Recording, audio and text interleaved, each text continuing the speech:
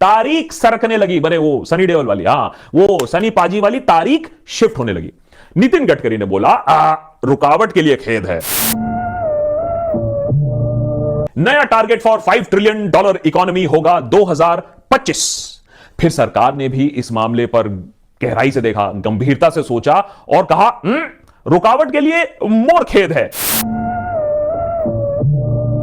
अब 5 trillion economy का नया टारगेट होगा 2026-2027।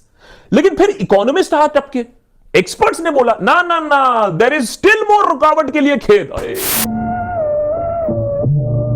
Farmer RBI governor D Subba Rao ने देखिए क्या बोला। उन्होंने कहा कि हम 5 ट्रिलियन इकोनॉमी 2028-29 तक बनेंगे, लेकिन उसके लिए हमारी जीडीपी को 9% एवरी ईयर तब तक ग्रो करना पड़ेगा। यार 5 साल कंसेक्यूटिव छोड़ो, ये बताओ कि 9% जीडीपी 2 साल भी हमने कंसेक्यूटिव कब किया था? मालूम है तो कमेंट सेक्शन में लिख के बताओ। ये तो धोती खोल रहा है।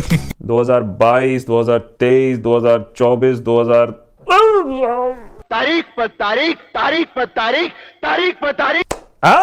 एडिटर अच्छी जगह लगा, गुड गुड वर्क है, न्यू ईयर है, हार्ड वर्क का रेजोल्यूशन लियो इस बार, चलो अच्छी बात है। 5 ट्रिलियन टन इकोनॉमी कब बनेंगे इसका तो लेकिन हरदीप पुरी जी ने इसी साल ऐलान कर दिया कि 2030 तक हम $10 ट्रिलियन इकोनॉमी बन जाएंगे। माने गजब की फकीरी चल रही है।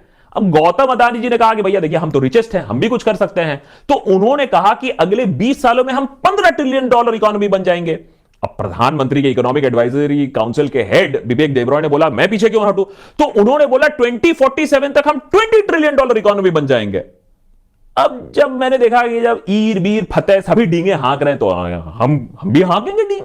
तो भाई देशभक्त का यह ऐलान है कि 2056 तक, 2056 तक हम $56 ट्रिलियन इकोनॉमी बनेंगे। पक्का है, पक्का, लिख के ले लो, लिख के ले लो, चैनल डिलीट कर दूंगा अगर ये गलत निकलेगा। 2056 में आके मुझसे पूछना, और ये 5 ट्रिलियन टन इकोनॉमी वगैरह की बातें करना बंद कर दो, ये बहुत छोटा फिगर है, बहुत पुरानी बातें हो गई है। Think big.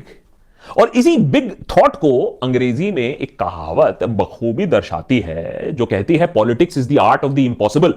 माने कल के दुश्मन आज के दोस्त बन जाते हैं, कल के कांग्रेस के नेता आज बीजेपी के मंत्री बन जाते हैं। जैसा कि अनुपम खेर जी ने बहुत अच्छे तरीके से कहा है, कुछ भी हो सकता है। लेकिन क्या इसका यह मतलब है कि नेता टाइप लोग आधा अधूरा काम कर देंगे, ऐसे वैसे जो भी हो बोल देंगे, ऐसे वायदे बोल देंगे जो पूरा करना शायद वो भी जानते हैं मुमकिन नहीं है? 2022 आजादी के 75 साल, हिंदुस्तान के हर परिवार के पास, गरीब से गरीब हो, गांव हो, शहर हो, जो रहता हो, रहता हो, कहीं पर रहता हो, उस परिवार के पास उसका अपना पक्का घर हो। अब इसको नेहरू की गलती मान लो या हमारे देश की विशालता, लेकिन बड़े बड़े शहरों से लेकर छोटे छोटे गांव तक अपना पक्का घर होना एक लग्जरी है।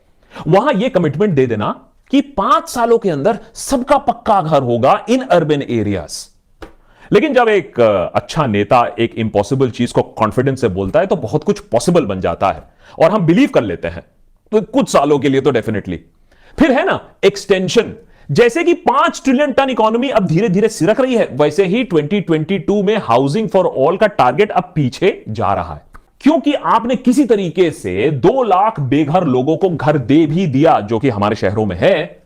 तो उनका क्या जो शहरों में आ रहे हैं एवरी ईयर अर्बन माइग्रेशन के चलते, अरे हमारी अर्बन पॉपुलेशन 50-60 करोड़ तक हो जाएगी 2030 तक। कितनों के पास मकान होगी, कितने झोपड़ी में रहेंगे, कितने बेघर होंगे, ये सब हम सोचते नहीं है वायदे करते समय।